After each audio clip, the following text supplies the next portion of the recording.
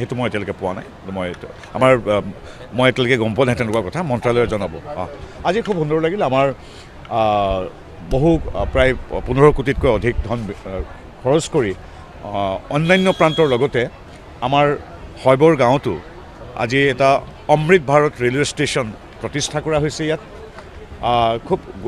সুন্দৰ কথা আৰু 50টা এনেধৰণৰ ৰেলৱে ষ্টেচন আমাৰ অসমলৈ আহিব আপোনালোকে জানে যে ৰেলৱে অন্যান্য ক্ষেত্ৰৰ লগতে আমাৰ ৰেলত যথেষ্ট আমাৰ ৰাজ্যখনৰ বাবে উত্তৰ পূবৰ বাবে নৰেন্দ্ৰ মোদী নেতৃত্বাধীন চৰকাৰে বহুখিনি কৰিছে পূৰ্বতে বাজেট আছিল মাত্ৰ 2100 কোটি টকামান এতিয়া সেইটো 5 গুণ বৃদ্ধি হৈ এতিয়া 10,000 কোটি টকাতকৈ বৃদ্ধি পাইছে নৰেন্দ্ৰ মোদী দেৱৰ দিনত অৰ্থাৎ 14 চনলৈকে আছিল মাত্ৰ 2000 কোটি টকা এতিয়া 10,000 কোটি টকা হ'ল আগতে ৰেলৱে ট্ৰেক বা ৰেলৱে লাইন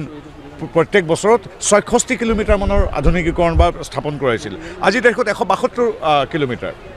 আমাৰ উত্তৰ পূবৰ 4খন ৰাজ্য ৰেলৱে মানচিত্ৰত নাছিলেই সেই ৰেলৱে মানচিত্ৰত আজি 5খন ৰাজ্যৰ লগতে আমাৰ ছিকিমকো এতিয়া পঞ্চমখন হিচাপে অন্তৰ্ভুক্ত কৰাইছে গতিকে অন্যান্য প্ৰান্তৰ লগতে যেটো ৰেলে বেপাৰ বাণিজ্য পৰ্যটন যাতায়াত সকলো ক্ষেত্ৰতে যথেষ্ট আগবঢ়াই লৈ যায় দেশখনক বা ৰাজ্যখনক অঞ্চলটোক সেই কাৰণে আজি এটা গৌৰৱৰ দিন আমাৰ হয়বৰ গাঁও ৰেলৱে ষ্টেচনটো নগাঁৱত আজি প্ৰধানমন্ত্ৰী মোদীদেৱে তাৰ পৰাই আভাসী ৰূপত আমাক তেখেতে সম্বোধন কৰে সমগ্ৰ ৰাষ্ট্ৰবাসীক আৰু ইয়াত সন্মানীয় স্থানীয় বিধায়কসকলে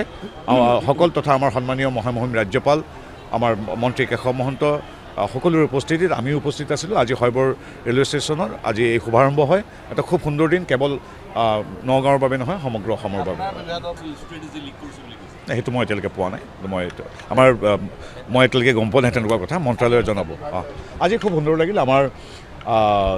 বহু প্ৰায় 15 কোটিতকৈ অধিক ধন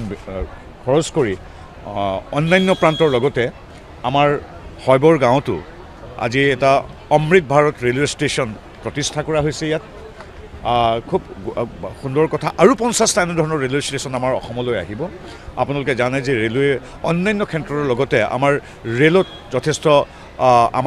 আমাৰ ৰাজ্যখনৰ বাবে উত্তৰ পূবৰ বাবে নৰেন্দ্ৰ মোদী নেতৃত্বাধীন চৰকাৰে বহুখিনি কৰিছে পূৰ্বতে বাজেট আছিল মাত্ৰ 2100 কোটি টকামান এতিয়া সেইটো 5 গুণ বৃদ্ধি হৈ এতিয়া 10,000 কোটি টকাতকৈ বৃদ্ধি পাইছে নৰেন্দ্ৰ মোদী দেৱৰ দিনত অৰ্থাৎ 14 চনলৈকে আছিল মাত্ৰ 2000 কোটি টকা এতিয়া 10,000 কোটি টকা হ'ল আগতে ৰেলৱে ট্ৰেক বা ৰেলৱে লাইন প্ৰত্যেক বছৰত 66 কিলোমিটাৰ মানৰ আধুনিকীকৰণ বা স্থাপন কৰাইছিল আজি দেশত 172 কিলোমিটাৰ আমাৰ উত্তৰ পূবৰ 4খন ৰাজ্য ৰেলৱে মানচিত্ৰত নাছিলেই সেই ৰেলৱে মানচিত্ৰত আজি 5খন ৰাজ্যৰ লগতে আমাৰ ছিকিমকো এতিয়া পঞ্চমখন হিচাপে অন্তৰ্ভুক্ত কৰাইছে গতিকে অন্যান্য প্ৰান্তৰ লগতে যেটো ৰেলে বেপাৰ বাণিজ্য পৰ্যটন যাতায়াত সকলো ক্ষেত্ৰতে যথেষ্ট আগবঢ়াই লৈ যায় দেশখনক বা ৰাজ্যখনক অঞ্চলটোক সেই কাৰণে আজি এটা গৌৰৱৰ দিন আমাৰ হয়বৰ গাঁও ৰেলৱে ষ্টেচনটো নগাঁৱত আজি প্ৰধানমন্ত্ৰী মোদীদেৱে তাৰ পৰাই আভাসী ৰূপত আমাক